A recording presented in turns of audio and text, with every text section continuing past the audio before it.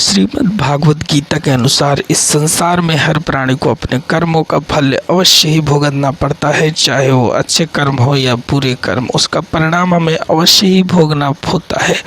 आज हम जानेंगे कर्म का क्या महत्व है और कैसे यह हमारे जीवन के हर पहलू को प्रभावित करता है। कर्म और उसका प्रभाव। भगवद गीता में भगवान श्री कृष्ण ने स्पष्ट रूप से कहा है कि मनुष्य ही अपने भाग्य का निर्माता है। पशु पक्षी तो अपने स्वभाव के अनुसार कर्म करते हैं, लेकिन मनुष्य के पास एक अनोखी शक्ति है, सोचने और निर्णय लेने की शक्ति। यही कारण है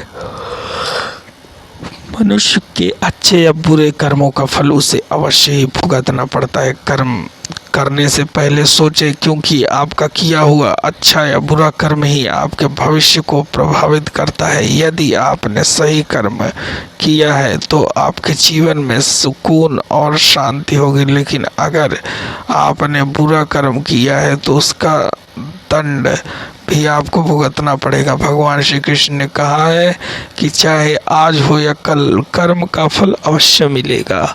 कर्म और भाग्य का संबंध।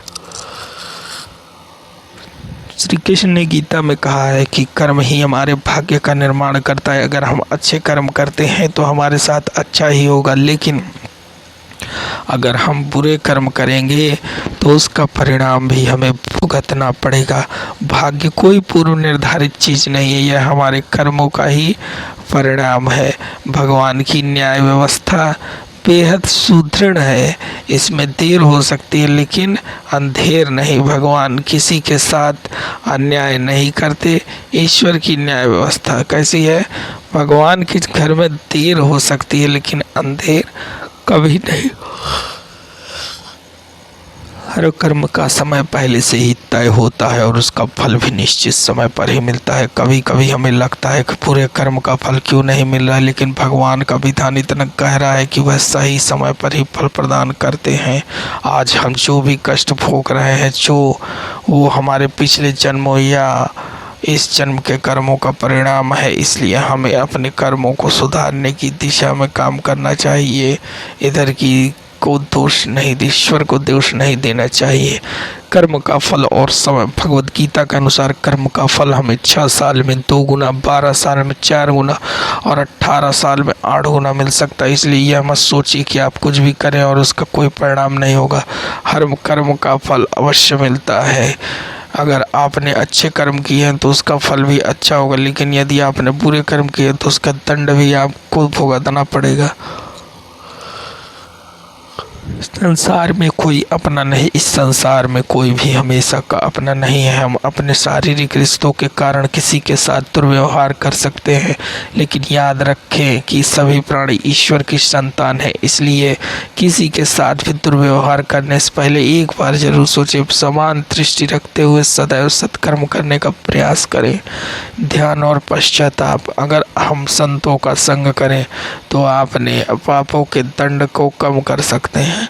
हमारे कर्मों का फल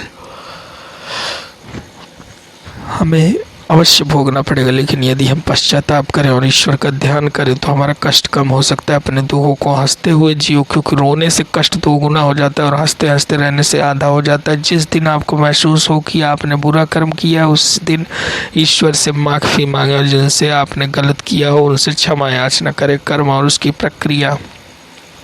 भगवद गीता में भगवान ने कहा है कि हमारे कर्मों का फल हमें तभी मिलता है जब हमारा समय पूरा हो जाता है। इसलिए अगर आज आप किसी कष्ट में हैं तो यह मत सोचिए कि ईश्वर ने अन्याय किया, यह सिर्फ आपके कर्मों का ही परिणाम है।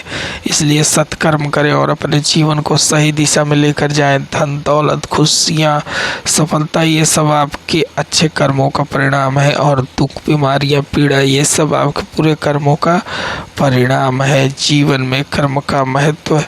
भगवद गीता हमें सिखाती है कि कर्म ही सदैव जीवन का सार है। हमें इस संसार में सिर्फ अपने कर्मों के लिए भेजा गया है। भगवान की न्याय व्यवस्था में कोई भी भूल नहीं होती। हर इंसान को उसके कर्मों का फल अवश्य भोगना पड़ता है, चाहे वह इस जन्म में हो या अगले जन्म में। दोस्तों, अगर आपको यह वीडियो प्रेरणादायक लगी हो तो लाइक करें और दोस्तों परिवार के साथ चैनल को सब्सक्राइब और शेयर करें। अगर आप हमारे चैनल पर नए हैं तो चैनल को सब्सक्राइब करना ना भूलें। वीडियो अंत तक देखने के लिए धन्यवाद। आपका दिन शुभ हो और आप हमेशा खुश और स्वस्थ रहें। जय श्री कृष्णा।